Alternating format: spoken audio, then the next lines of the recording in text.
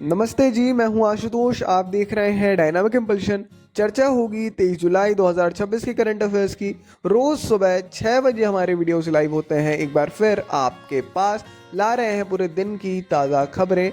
खबरें नहीं, current affairs हैं। हर एक पर्सपेक्टिव तक जाकर हर एग्ज़ाम के लिए एक इम्पॉर्टेंट पॉइंट ऑफ व्यू आपका बनाने का प्रयास है। आपको हर एक जानकारी से अवगत करवाने का प्रयास है। डायनामिक इम्पल्शन का लक्ष्य है कि किसी भी प्रकार आपको हर एक जानकारी तक उस जानकारी को पहुंचाया जा सके।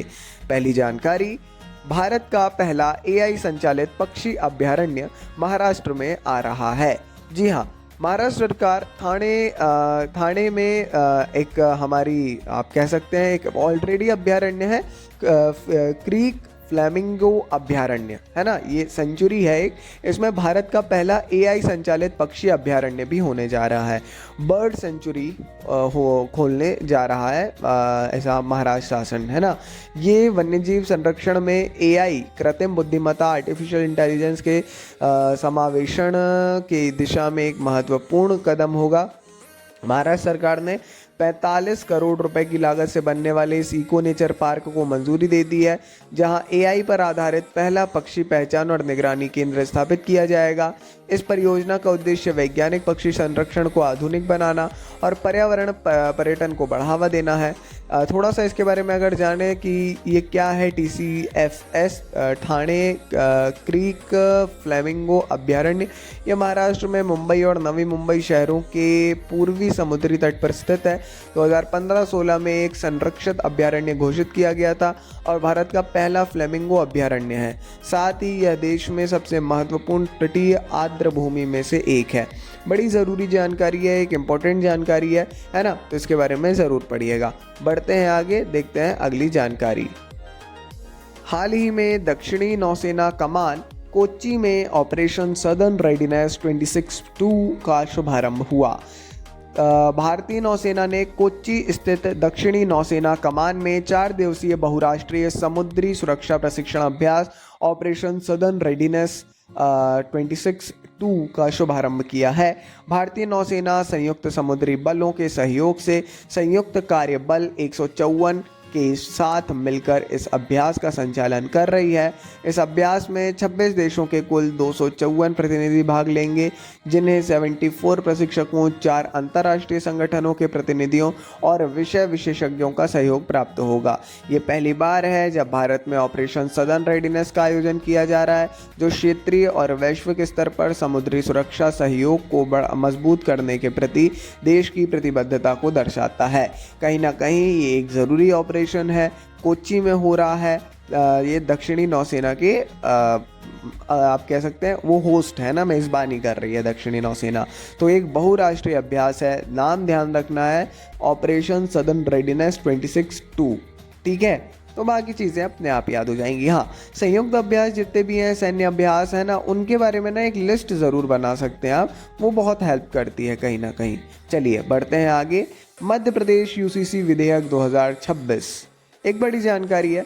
मध्य प्रदेश मंत्रिमंडल ने आधिकारिक तौर पर समान नागरिक संहिता UCC विधेयक 2026 को मंजूरी दे दी है। इसके साथ ही ऐसा कानून लागू करने वाला, पारित करने वाला मध्य प्रदेश देश का चौथा राज्य बन गया है। उत्तराखंड, गुजरात और असम, इसके बाद अब मध्य प्रदेश भी UCC विधेयक को लागू करने वाले राज्यों की सूची में शामिल हो चुका है। अगर बात की जाए तो UCC विधेयक का उद्देश्य विवाह, तलाक, उत्तराधिकार, दत्तक ग्रहण, भरण पोषण और सहवास, इन सभी से संबंधित कानूनों में एक रूपता लाता है। क्लियर करने की बात है कि कोई भी रिलीजियस के बेसिस पे जो ऐसी मान्यताएं नहीं, जो मतलब अलाउ था, वो अब UCC सभी को एक समान देता है अधिकार, एक रूपता लाता है। ठीक है, साथ साथ कुछ अच्छा इसमें ये भी है कि इसमें कुछ ऐसे प्रावधान शामिल है जो कानून के अंतर्गत समानता और एक रूपता प्रदान करने के साथ साथ कुछ संरक्षित और आदिवासी समुदायों को छूट प्रदान करते हैं, ताकि कानून के सिद्धांतों को भारतीय विविधता की वास्तविकताओं के अनुरूप बनाया जा सके। सीधी बात कि भाई इसमें कई आदिवासियों समुदायों को छूट प्रदान की गई और जो विशेष संरक्षित समुदाय हैं उनको। ठीक है, चलिए आगे बढ़ते हुए अगली जानकारी। फ्रांस ने 2017 से 15 वर्ष से कम आयु के बच्चों के लिए सोशल मीडिया पर प्रतिबंध लगाने वाला कानून पारित किया। फ्रांस ने 15 वर्ष से कम आयु के बच्चों के लिए सोशल मीडिया प्लेटफॉर्म के उपयोग पर प्रतिबंध लगाने वाला एक नया कानून पारित किया है। जनवरी 2027 से डिजिटल युग में बच्चों की सुरक्षा सुनिश्चित करने की दिशा में फ्रांस ने एक साहसिक कदम उठाया है। इस नवीनतम कानून के साथ फ्रांस यूरोप का पहला देश बन गया है जिसने किशोरों के लिए सोशल मीडिया पर राष्ट्रव्यापी प्रतिबंध लगा दिया है। नए कानून के तहत प्रत्येक प्लेटफॉर्म को उपयोगकर्ताओं की आयु सत्यापित करना भी अनिवार्य है, जो किशोरों के मानसिक स्वास्थ्य, सुरक्षा और कल्याण पर सोशल मीडिया के हानिकारक प्रभावों के बढ़ते खतरे को दर्शाता है।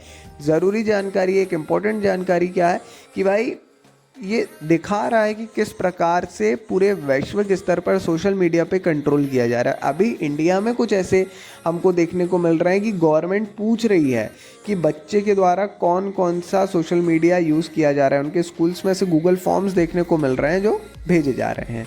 आगे बढ़ते हुए IIT कानपुर हरित हाइड्रोजन अनुसंधान के लिए उत्कृष्टता केंद्र, एक एक्सेलेंस सेंटर स्थापित करेगा।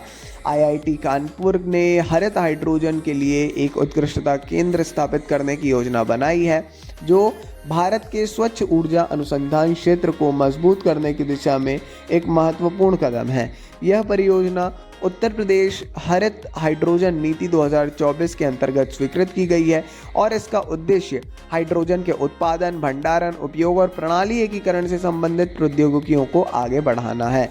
इस सुविधा का नाम इकोजेन करके है, centre of excellence of innovative and integrated ecosystem for green hydrogen रखा गया है। इकोजेन के नाम से है ये, है ना। कहीं ना कहीं एक किफ़ायती हरित हाइड्रोजन प्रौद्योगिकी विकसित करने और भविष्य में भारत के लिए स्थिरता और नेट ज़ीरो लक्ष्यों को प्राप्त करने में महत्वपूर्ण भूमिका निभाएगा। ठीक है ना। तो IIT कानपुर का एक बड़ा इनोवेटिव और बड़ा इनिशिएटिव रहने वाला है ये, क्योंकि देखिए अभी हाइड्रोजन संचालित ट्रेन भी लॉन्च हुई है भारत में, है ना। तो एक चुनौती है कहीं ना कहीं। ये जो भी नई चीज़ें आ रही हैं इसमें हम थोड़ा सा ना फ्यूचर ओरिएंटेड हैं, कहीं ना कहीं अच्छा भी है, मगर हम अभी नहीं देख रहे स्थिति को। अभी जैसे हमको अभी कुछ रिपोर्ट्स कह रही हैं कि बाहर से इंपोर्ट करना पड़ेगा हाइड्रोजन, हमारे देश में नहीं है स्थिति। तो ऐसी सब शिकायतें भी बनी हुई हैं। बढ़ते हैं आगे अगली जानकारी की ओर। कनिष्क नारायण ब्रिटेन के कृत्रिम बुद्धिमत्ता के पहले मंत्री बने हैं। आप सभी को पता होगा ब्रिटेन में नई सरकार बन रही है और कनिष्क नारायण ने ब्रिटेन में AI मंत्री के तौर पर अपना पदभार वो ग्रहण करेंगे और वो बन जाएंगे इतिहास में पहली बार ये ऐसा कोई मंत्री बनने जा रहा है ब्रिटेन में। ये नवगठित कैबिनेट पद ब्रिटेन के कृत्रिम बुद्धिमत्ता नीति, तकनीकी नवाचार और प्रौद्योगिकी शासन विकसित करने के लिए समर्पित है। मतलब AI को कितना ज़रूरी माना जा रहा है कि ब्रिटेन सरकार अलग से एक पर्टिकुलर व्यक्ति को, उसको एक अलग मिनिस्ट्री दे रहे हैं, AI मंत्रालय है, मतलब एक तरीके से, है ना। तो जुलाई 2026 में पदभार ग्रहण किया है, जो ब्रिटेन के तकनीकी उद्योग के लिए एक महत्वपूर्ण कदम है और आर्थिक विस्तार और सार्वजनिक सेवाओं के परिवर्तन के संबंध में उभरती कृत्रिम बुद्धिमत्ता पर सरकार के बढ़ते ध्यान को दर्शाता है। जैसा बताया, अच्छी बात बताता हूँ, बिहार के मुजफ्फरपुर में इनका जन्म हुआ और वेल्स के कार्डिफ में पले बड़े नारायण ने भारत से ब्रिटेन के इस प्रभावशाली तकनीकी पद तक का एक रोचक सफ़र तय किया। सोचिए, मुजफ्फरपुर में जन्म हुआ। ठीक है, चलिए, एक ज़रूरी जानकारी थी। बाकी ये थी आज के इस वीडियो की अंतिम जानकारी। अपन मिलेंगे ऐसी ढेर सारी जानकारी के साथ अगले वीडियो में। सपोर्ट बनाए रखिए। वीडियो अच्छा लगा तो लाइक करिए। नमस्ते जी, डायनामिक इम्पल्शन।